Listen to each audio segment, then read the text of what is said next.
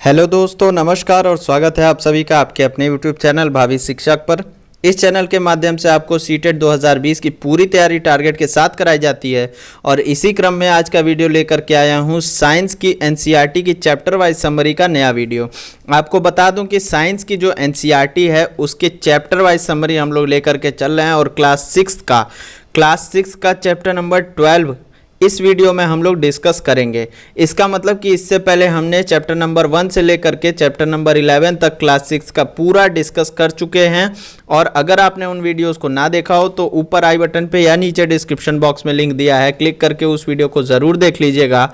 और ये वीडियो भी पूरा देख लेने के बाद आपका साइंस में जो है एक बेहतर तैयारी होगी। अगर आप सीटेट के अलावा भी किसी एग्ज़ाम की प्रिपरेशन कर रहे हैं, जैसे मैं बता दूँ अगर आप केवीएस की भी प्रिपरेशन कर रहे हैं तो साइंस जो है वो एनसीईआरटी की बहुत आपके लिए इम्पॉर्टेंट होने वाली है। और अगर आपने इससे पिछले वीडियोस को ना देखा हो तो ज़रूर देख लीजिए। और आगे बढ़ने से पहले एक बात और, अगर आप हमारे चैनल पर नए हैं तो चैनल को सब्सक्राइब कर लीजिए। सीटेट की पूरी तैयारी हमारे चैनल के माध्यम से फ्री ऑफ कॉस्ट कराई जाएगी। तो चलिए बात कर लेते हैं आज के वीडियो के बारे में, यानी कि आज हम लोग इस वीडियो में अध्याय 12 विद्युत तथा परिपथ के बारे में पढ़ेंगे। ये चैप्टर जो है ये एक इम्पॉर्टेंट चैप्टर है, वैसे भी आपके साइंस के कॉन्सेप्ट के लिए बहुत इंपॉर्टेंट चैप्टर है ये।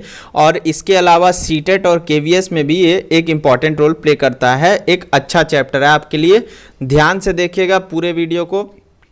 टू द पॉइंट चीज़ें लेकर के आया हूँ, एक एक चीज़ें डिटेल में एक्सप्लेन भी करूंगा और साथ ही साथ इमेजेस के माध्यम से भी आपको चीज़ें बताऊंगा। तो विद्युत सेल में धातु की टोपी धनात्मक सिरा तथा धातु की डिस्क ऋणात्मक सिरा कहलाता है।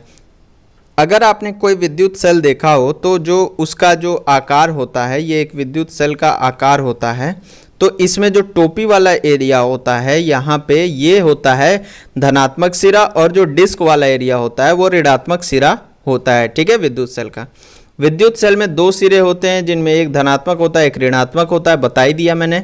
विद्युत सेल में संचित रासायनिक पदार्थों से सेल विद्युत उत्पन्न करता है, जबकि विद्युत सेल में संचित रासायनिक पदार्थ इस्तेमाल कर लिए जाते हैं तब विद्युत सेल विद्युत पैदा करना बंद कर देता है। तो जो सेल होता है उसके अंदर कुछ रासायनिक पदार्थ होते हैं, तो वो जब रासायनिक पदार्थों से विद्युत उत्पन्न करता है और जब वो खत्म हो जाते हैं तो सेल जो है डाउन हो जाता है, बंद हो जाता है, खत्म हो जाता है। ठीक है, तो हमें जा करके दूसरा सेल ले आना पड़ता है। ठीक, चलिए। प्रकाश उत्सर्जित करने वाले पतले तार को बल्ब का तंतु कहते हैं। अभी मैं इसका इमेज आपको दिखाऊंगा, आपको सारी चीज़ें क्लियर हो जाएंगी। जब आपने कोई बल्ब देखा हो, आजकल के जो एलईडी बल्ब हैं इनकी बात नहीं कर रहा हूँ, जो पुराने बल्ब आते थे वो जो येलो कलर की रोशनी देते थे उन बल्ब की बात कर रहा हूँ, उसमें तंतु साफ दिखाई देता था।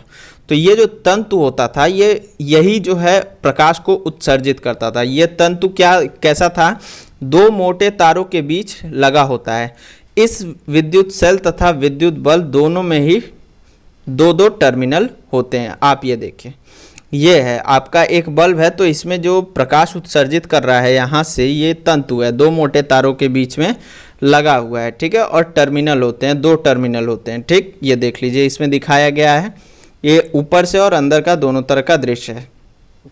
चलिए, विद्युत सेल के दो टर्मिनल बल्ब और दो टर्मिनलों से जोड़े गए हैं। जो विद्युत सेल के जो दो टर्मिनल थे वो बल्ब और दो टर्मिनल से जोड़े गए हैं। इस प्रकार की व्यवस्था को विद्युत परिपथ का एक अच्छा उदाहरण कहा जा सकता है। ठीक है, बल्ब कब जलता है, जलता कब है? बल्ब तभी दीप्त होता है जब परिपथ में विद्युत धारा प्रवाहित होती है। जब विद्युत धारा प्रवाहित नहीं होगी तो बल्ब नहीं जलेगा, ये साधारण सी बात है। विद्युत धारा की दिशा विद्युत सेल के प्लस टर्मिनल से माइनस टर्मिनल की ओर होती है, यानी कि प्लस टर्मिनल से माइनस टर्मिनल की ओर चलती है। ठीक, अभी मैं इमेज आपको दिखाऊंगा, आपको चीज़ें बहुत ही क्लियर हो जाएंगी।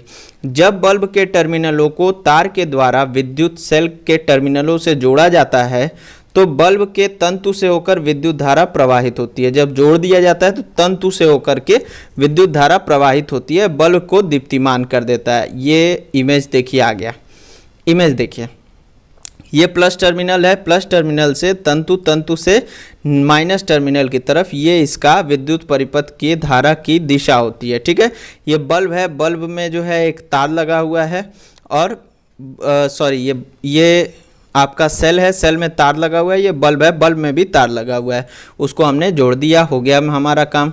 कभी कभी विद्युत बल्ब विद्युत सेल से जुड़े होने पर भी दीप्त नहीं होता। ऐसा बल्ब के फ्यूज होने के कारण होता है, जो हमने कई बार बचपन से सुना हुआ है कि बल्ब फ्यूज हो गया।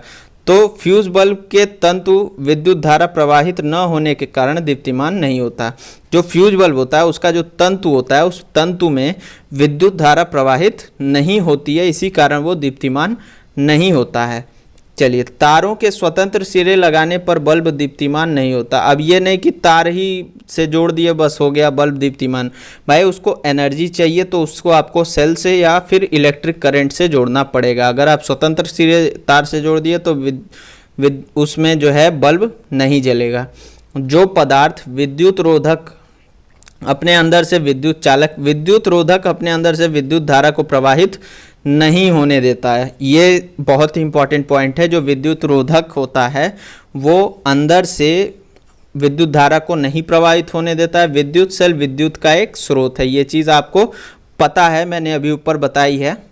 ठीक, विद्युत बल्ब में एक फिलामेंट होता है जो इसके टर्मिनलों से जुड़ा होता है, ये भी हमने आपको बताया। फिलामेंट वही तंतु जो है। विद्युत धारा प्रवाहित होने पर विद्युत बल्ब दीप्त हो उठता है। तो जब विद्युत धारा प्रवाहित होती है तो बल्ब जल जाता है। बंद विद्युत परिपथ में विद्युत धारा विद्युत सेल के एक टर्मिनल से दूसरे टर्मिनल तक प्रवाहित होती है। ठीक, अब बात कर लेते हैं स्विच, जो इंपॉर्टेंट पॉइंट है। ये सब मैंने तेजी में इस वजह से बताया क्योंकि वो चीज़ें मैंने ऊपर अभी बता चुका हूँ।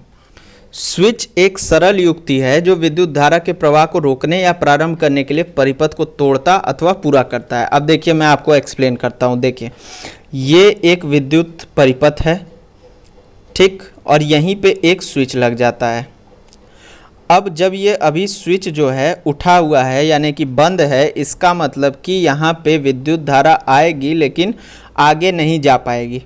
जब इसी स्विच को हम यहाँ पे जोड़ देते हैं, ऑन कर देते हैं, तो विद्युत धारा प्रवाहित हो जाती है। इसका मतलब कि ये प्रवाह को रोकने का भी काम करता है और प्रारंभ करने का भी काम करता है। परिपथ को तोड़ता भी है और पूरा भी करता है, जैसा आप स्विच ऑन या ऑफ करते हैं। जिन पदार्थों से होकर विद्युत धारा प्रवाहित नहीं हो सकती वे विद्युत रोधक कहलाते हैं। ये चीज़ अभी आपको पता ही थी। विद्युत धारा धातुओं से होकर प्रवाहित हो सकती है, ये एक इम्पॉर्टेंट पॉइंट है। चलिए, इसी के साथ दोस्तों आज का वीडियो समाप्त हो गया। वीडियो अगर अच्छा लगा हो तो लाइक कर दीजिए, शेयर कर दीजिए, चैनल को सब्सक्राइब कर दीजिए। सीटेट की पूरी तैयारी हमारे चैनल के माध्यम से फ्री ऑफ कॉस्ट कराई जाएगी। धन्यवाद।